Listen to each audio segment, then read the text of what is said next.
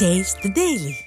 விழுப்புரம் மாவட்டம் திருவெண்ணைநல்லூர் திருக்கோவிலூர் சாலையில் வைக்கப்பட்டிருந்த பொன்முடி பேனரை கிழித்தெறிந்து பொதுமக்கள் போராட்டத்தில் ஈடுபட்டனர். இதுகுறித்த கூடுதல் விவரங்களை செய்தியாளர் சுரேஷ் வழங்க கேட்கலாம். வணக்கம் சுரேஷ், விவரங்களை வழங்கலாம். நிச்சயமாக சுரேஷ், விழுப்புரம் மாவட்டம் புயல் மற்றும் கனமழை காரணமாக கடந்த 5 தினங்களாக வெள்ளக்காடாக காட்சியளிக்கிறது. மழையால் பாதிக்கப்பட்ட, வெள்ளத்தால் மூழ்கடிக்கப்பட்ட பல்வேறு கிராம பகுதியிலிருந்து மக்கள் வெளியேற முடியாமல் இன்னமும் பசி பட்டினியோடு காத்திருக்கக்கூடிய ஒரு நிலைதான் தற்பொழுது இந்த விழுப்புரம் மாவட்டத்தில் ஏற்பட்டுள்ளது. விழுப்புரம் நகரம் மட்டுமின்றி விழுப்புரம் கிராம பகுதியில் 150க்கும் மேற்பட்ட கிராமங்கள் முழுமையாக மூழ்கடிக்கப்பட்டு தங்களுடைய அடிப்படை வாழ்வாதாரத்தை இழந்து கால்நடைகள் முழுமையாக ஆடு, கோழி, மாடு உள்ளிட்ட அனைத்து கால்நடைகளும் அடித்து செல்லப்பட்ட நிலையில் தங்களுடைய ஆவணங்கள், மாணவர்களுடைய புத்தகங்கள் மற்றும் ஆதார் கார்டு, குடும்ப அட்டைகள் மற்றும் அனைத்து வீட்டு பத்திரங்கள் உள்ளிட்ட அனைத்து உடைமைகள் உள்ளிட்ட அனைத்து பொருட்களும் ஆற்றில் அடித்து செல்லப்பட்ட நிலையில் தற்போது உடுத்திய உடையோடு மட்டுமே தண்ணீர் கூட இல்லாமல், உணவு கூட இல்லாமல் 4 நாட்களாக பல்வேறு கிராமங்களில் மக்கள் திண்டாடி வரக்கூடிய காட்சிகளை நம்மால் பார்க்க முடிகிறது.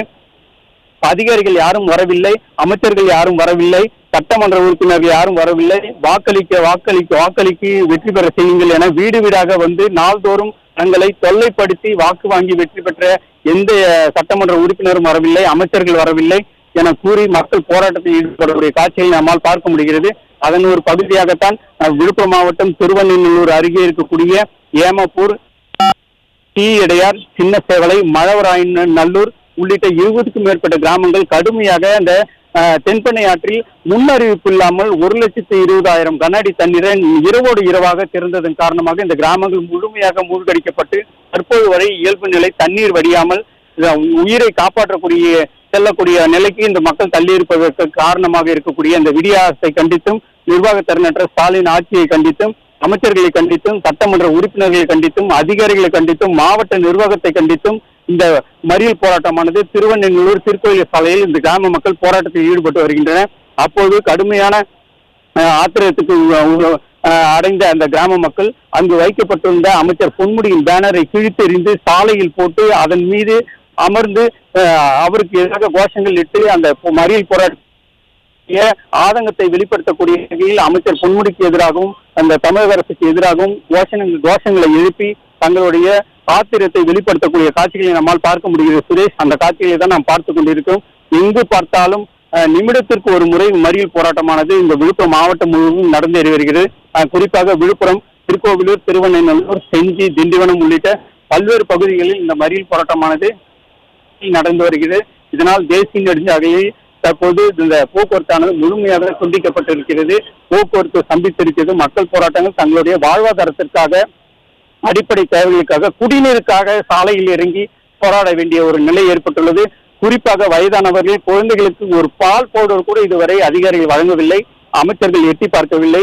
வாக்களிக்க சொல்லி வந்து எங்களை தொல்லைப்படுத்தியவர்கள் தற்போது எங்கு சென்றார்கள்? எதற்காக இந்த ஆட்சி நடைபெறுகிறது? மக்களை காப்பாற்ற முடியாத இந்த ஆட்சி எதற்காக வந்தது?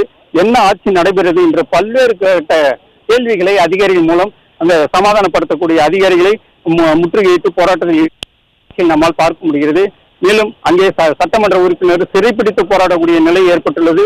நேற்று அங்கு அரசூர் அருகே போராட்டத்தில் ஈடுபட்டவர்களை சந்தித்து பேச வந்த அமைச்சர் பொன்முடியை முழுமையாக அவரை முற்றுகையிட்டு அவர் மீது ஆத்திரத்தில் அவருடைய எந்தவித அடிப்படை வசதிகளும் அந்த கிராம மக்களை மூழ்கடிக்க செய்த இந்த செயலை முன்னறிவிப்பு இல்லாமல் 1,20,000 கன அடி தண்ணீரை முன்னறிவிப்பு இல்லாமல் திறந்துவிட்டு 20க்கும் மேற்பட்ட கிராம மக்களை மூழ்கடித்ததன் காரணமாக அந்த விடிய அரசு அமைச்சரைக்கு எதிர்ப்பு தெரிவித்து அவர் மீது சேற்றை வாரி இறைத்து அந்த மக்கள் எதிர்ப்பு தெரிவித்திருக்கக்கூடிய காட்சிகளை நம்மால் பார்க்க முடிகிறது. இதன் காரணமாகத்தான் இந்த அரசு மீது கோபத்தில் இருக்கின்றன. இந்த நிவாரணம் அறிவிக்கப்பட்டது, 2,000 ரூபாய் நிவாரணம் அறிவிக்கப்பட்டது. மேலும் இந்த கடுமையான கோபத்திற்கு இந்த மக்களை தள்ளப்பட்டிருக்கிறது. ஒரு துணிமணி வாங்குறதுக்கு கூட அந்த 2,000 போதாது. அந்த நிலையில் ஒரு 2,000 ரூபாய் நிவாரண நிதி தங்களுடைய வீடுகளை இழந்திருக்கிறோம், ஆடு மாடுகளை இழந்திருக்கிறோம், தங்களுடைய உடைமைகளை இழந்திருக்கிறோம், பொருட்களை இழந்திருக்கிறோம். ஆனால் 2,000 ரூபாயை அறிவித்து ஒரு நிவாரண பொருட்கள் இதுவரை தண்ணீர் கூட வழங்காமல் 2,000 ரூபாய் அறிவித்த நிவாரணம் கூட இதுவரை கை கட்டவில்லை. என்ன இந்த ஆட்சி நடைபெறுகிறது, எதற்காக இந்த ஆட்சி நடைபெறுகிறது, வாக்களித்து எதற்காக வெற்றி பெற்றார்கள், பொய்யான வாக்குறுதியை கொடுத்து வெற்றி பெற்றார்கள், நாங்கள் வாக்களித்ததற்கான தண்டனையை நாங்கள் இப்போது அனுபவித்திருக்கின்றோம் என்று மக்கள் பல்வேறு வேதனைகளோடு பல இடங்களில் போராட்டங்களில் ஈடுபடக்கூடியவர்கள் மனக்குமுறலோடு சொல்லக்கூடிய காட்சிகளை நம்மால் பார்க்க முடிகிறது. அதற்கு எடுத்துக்காட்டாக தான் தற்பொழுது அந்த பேனர் கிழிப்பு சம்பவத்தில் மக்கள் தங்களுடைய ஆத்திரத்தை அந்த பேனர் கிழிப்பதன் மூலம் எவ்வளவு கோபத்தில் இந்த ஆட்சி மூலம் இந்த ஆட்சி மீது மக்கள் கோபம் அடைந்திருக்கிறார்கள். அமைச்சர்கள் மீது எத்தகைய கோபம் தங்கள் வெளிப்படுத்த முடியுமோ அத்தனை கோபத்தின்களை வெளிப்படுத்தக்கூடிய இந்த விழுப்புரம் மாவட்ட மக்கள் தங்களுடைய எதிர்ப்பை இந்த நிர்வாகத்திறனற்ற ஸ்டாலின் ஆட்சி மூலம் பிரபவித்து வருவது குறிப்பிடத்தக்கது.